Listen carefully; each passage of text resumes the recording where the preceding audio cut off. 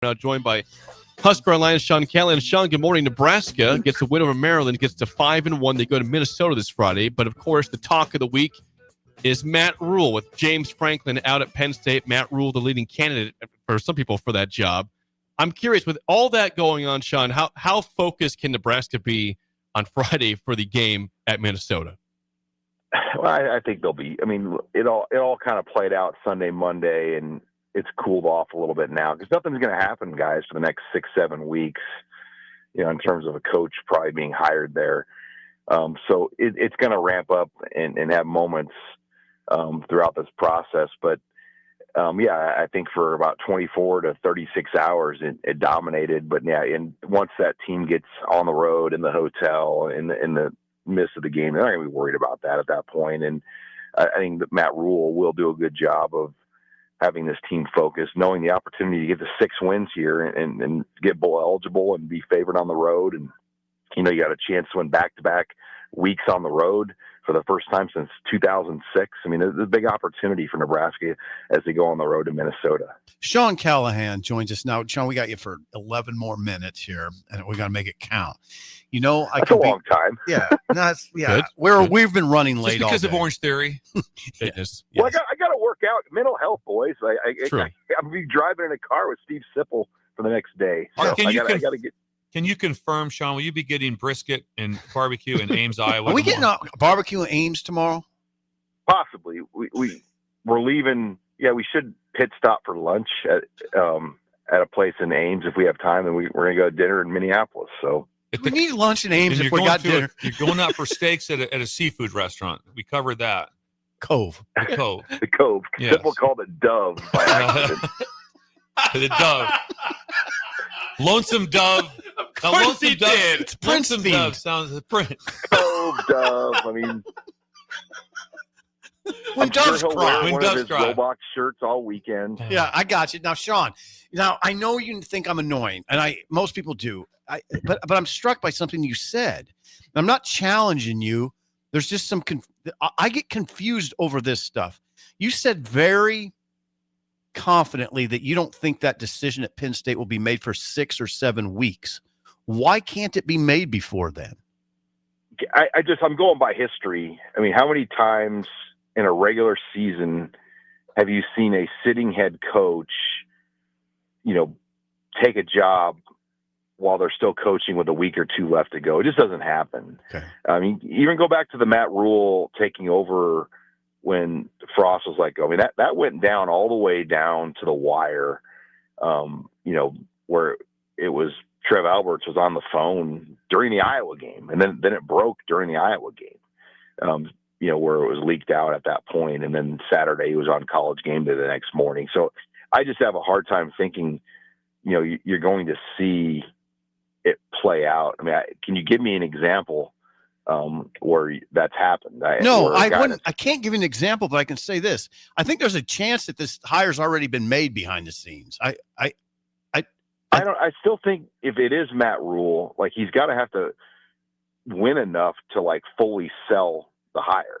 If the team collapsed and finished 7-5, that would be a tough sell for Penn State or who, so I do think when you let go of a guy like James Franklin, you better have somebody that's got a proven record, and coming off a high note, because you had a very consistent head coach.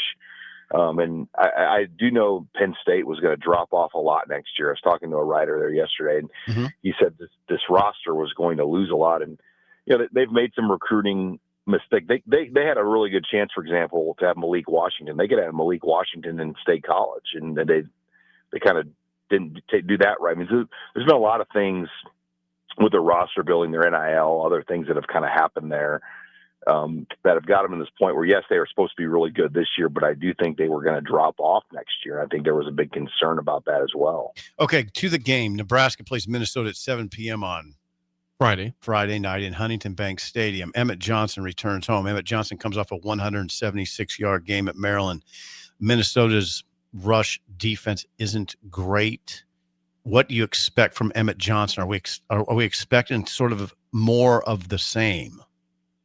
Yeah, it will be interesting how Minnesota defends Nebraska now, because I think teams weren't respecting the run. Well, now you have to look at them a little bit differently this week, knowing how well they ran it a week ago at Maryland with 200-plus tailback rush yards. I mean, I didn't think they had that in them with just really Emmett Johnson, and he goes for 176, and then Mosey gives them his number to bring them over 200. So, that balance really changes how you have to probably look at Nebraska, knowing that they're capable of that. And I do think this is a big day for Emmett. I think Matt Rule and Dana Holgerson are going to lean on him hard. It would not shock me if he's over 20 carries again, and knowing how much this game means to him. I was thinking about 2 years ago.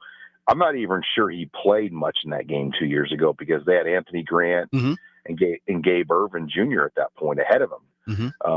So I don't even remember 2 years ago how much Emmett played in that game. So this game itself, how much it means for him, his last opportunity to play in his home city. Now, the previous game before that, Sean, Nebraska had a rough time with Michigan State's defensive line. Maryland had a good defensive line, had 19 sacks entering that game, just one on the game, and they ran the ball well. What changed for you with the offensive line over a week from last game? I think Dillon got the ball out of his hand quicker. They moved the pocket. The run game kept Maryland off balance. 2 weeks ago, the wind and just the indecisiveness of getting the ball out sometimes, I think, played a factor. And there were just a lot of things that game 2 weeks ago against Michigan State was different. Just the way Nebraska was going into the win, and their throwing game was so limited. I mean, they only completed one pass the entire game that traveled more than 10 yards. I mean, that's just crazy. It changed last week. Obviously, Dillon had the turnovers, but he got the ball out. He got the ball downfield, and the yards after catch. I think Nebraska's split ends had over 100 yards after catch in this game. And that just changes everything when you can get big plays like that from Isaiah Hunter. And then obviously Emmett Johnson gave them what they gave them. It just makes Nebraska much more different to defend. Now, Isaiah Hunter, Sean, I'll just simple question. Is he their number one receiver now? I don't know if you could just definitively say that, because I feel like it's a 1A, 1B, 1C. I mean, there's going to be, this is the Ja'Cory Barney game. Teams have been emphasizing Ja'Cory Barney a lot, which is helps Isaiah Hunter. And then early in the year, Dane Key was the guy. I mean, so I think it can be a week-to-week thing. It would not surprise me if all three of those guys finish the year with 700 to 900 yards receiving. I mean, I think they have that capability to have three guys that could be in that category. But I think his explosion and the way he finishes separates him. Ja'Cory Barney has never really been a finisher like Isaiah Hunter's, man. I mean, that's something like Trey Palmer type finishing that we're seeing out of Isaiah, the way he's able to take it and go all the way. Ja'Cory has never really been able to do that a lot, and Dane Key, as we know, probably doesn't have that type of speed. I mean, Isaiah is one of the fastest players in the Big Ten right now. When you look at the metrics they release week to week on the miles per hour of players in these college football games. Yes. I mean, okay. Now, I don't know what you've done in terms of preparing for studying Minnesota. Is there anything in particular that concerns you about Minnesota? Well, I think they're the way they force turnovers. They've been good at being a team that's been opportunistic, and that's how they won last week when they probably shouldn't have won. They've got one at least good edge rusher that's going to create some matchup issues maybe for Nebraska's tackles. And they're built differently. They're gonna play. Like you heard the coaches yesterday. Yes, they've had a lot of coordinator changes there, but PJ Fleck still runs the same defensive system that he's run for 9 years there. So there's a lot of continuity with what they do. But I think they are a team. When you look at NIL and how it's affected rosters, I mean, Minnesota's won over the last few years. They just have not been able to obviously do what other teams have done in the free agency market to get some of the high-level players. And it's a struggle. I mean, just for them compared to other teams out there. And I'm sure for Fleck it's been frustrating because they just haven't been able to get maybe some of the high dollar free agency guys that some of these other Big Ten teams are getting. And I give him a lot of credit because he's still winning consistently, even maybe not being able to get some of the bigger free agent names on the NIL market. What sort of home field advantage will Minnesota have on Friday night? To be determined, but I do think because it's a Friday night, you will get a good student crowd there. Mm-hmm. I don't know if it will be sold out, though. I mean, just looking at the ticket map, there are a lot of tickets for sale. The prices are still fairly high, but I do think you'll see a lot of Nebraska fans. It wouldn't surprise me again if we see 10,000 Husker fans in that stadium. I think there's a lot of people that are going to get in their cars and just drive up there on Friday and say, let's go. Let's go to a game and have maybe an extra day in Minneapolis to enjoy Saturday and come back.